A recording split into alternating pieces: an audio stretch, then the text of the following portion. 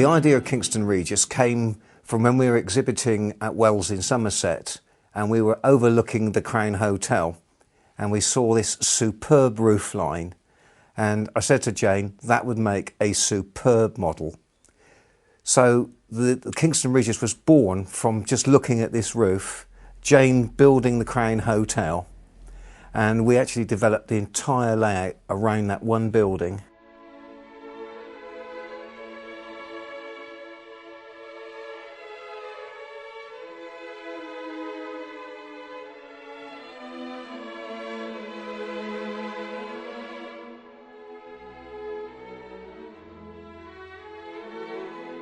We also thought it would be nice to capture those halcyon days just before the First World War, when everything changed forever. So what we tried to do with Kingston was to capture the life and the spirit of a small English town in 1912.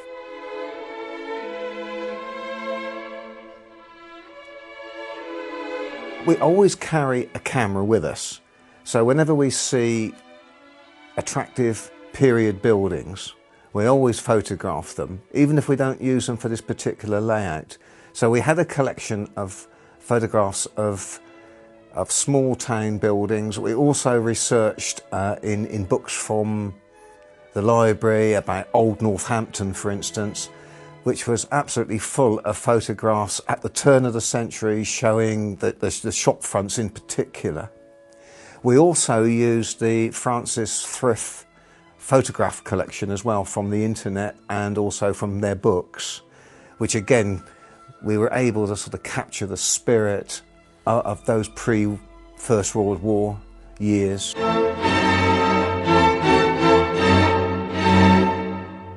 As always, all of our layouts are in the middle of summer, so we always get the gardens and the flowers. But what we tried to do with Kingston was also capture whenever you see photographs of that period, there's always people milling around the streets. So again, we tried to capture that atmosphere of lots of people going about their daily business in this small town market.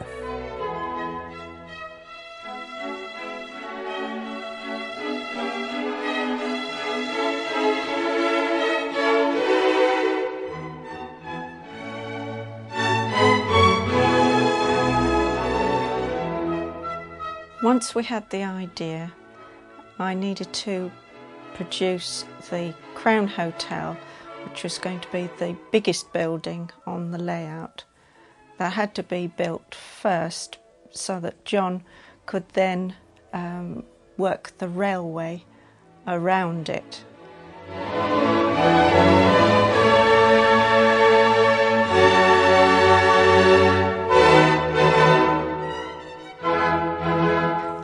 I've used the Linka system before, and so I was going to use Linka again to build the hotel.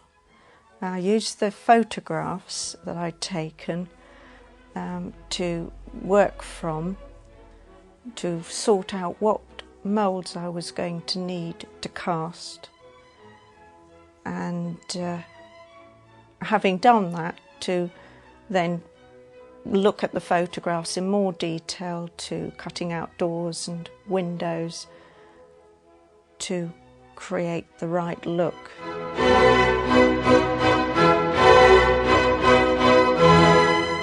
I don't use the doors and windows that come with Linka because they're normally not quite the right size or shape, or even in the wrong place. Therefore I use a blank casting and cut my own doors and windows in that, based on the design of the actual building. I use a saw, a small modelling saw, sometimes a Stanley knife, and then any rough edges are filed off.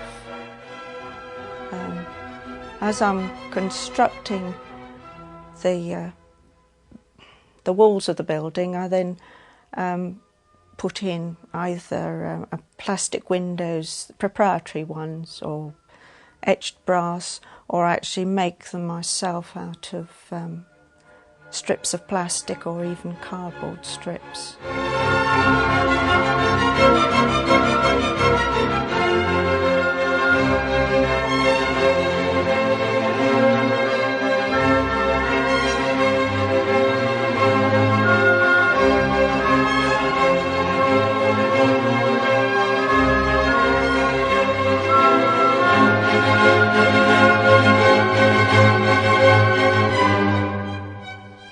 The trackwork and points are all hand built using copper-clad sleepers and code 75 phosphor bronze SMP rail.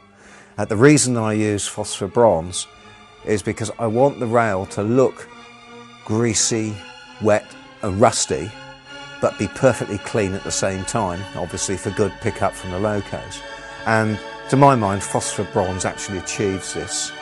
And one thing which we noticed from previous layouts that we built using nickel silver track, because our lighting is directly overhead, we had this shiny ribbon of track right across the layout. Using the phosphor bronze, that is dulled down, and the track, which I admit is overscale to get the good running, tends to shrink because you're not seeing the shiny run, and it's got this dull, rusty finish to it. The track is all soldered, and I actually cut all the sleepers and lay those on the baseboard, first stuck down with PVA following a pencil guideline. Once the sleepers are all laid down, the rail is then soldered to the sleepers, and then the copper clad is gapped. In other words, a small slot cut in it to actually break the electrical circuit between the two rails. It's all thoroughly tested and wired before any of the ballast and any of the scenery is done, because once you've got your ballast and your scenery, it's too late to go back if you've got problems.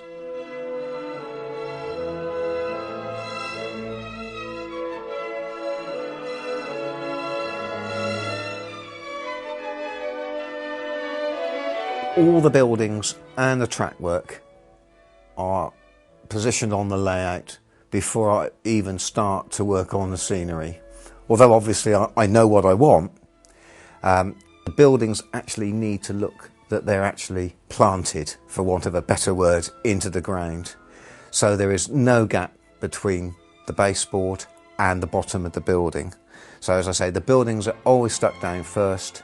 The scatter materials that I use, which includes sand by the way for road surfaces, are then applied. Once the buildings are in position, I can get the paths, I can get the foliage, I can get the grass, for instance, right up to the building edge. So there is actually no join between the baseboard and the base of the building. It looks like the building has actually been built on the layout.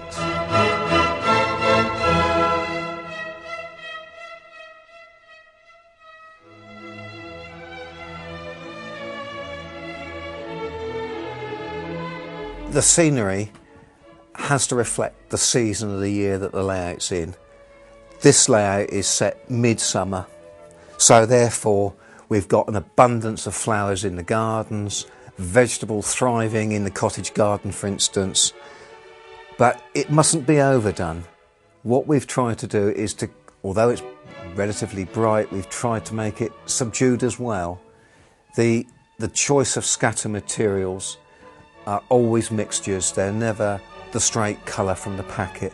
I always mix until I'm happy with the consistency and the depth and the range of colours. We use various proprietary scenic compounds, which again we're not afraid to mix the different manufacturers' products to achieve the look that we want. They're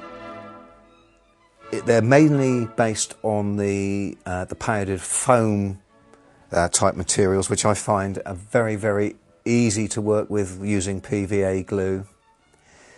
And you can also achieve a depth to the ground cover by putting a base covering on first. And I actually use tea leaves from old tea bags. That gives me the depth, and I can then build up on top of that using PVA, the commercial pre-coloured scatter materials. The vegetables and the trees are all made from bits of natural vegetation that we've used from the garden, things like spirea and sedum. Again, dipped in PVA, scatter material over the top. For instance, the cauliflowers, would you believe, are actually beetroot seed. Slightly toasted in the microwave so they'll never grow, painted green and a blob of white just to achieve the heart of the cauliflower. So you can use everyday materials.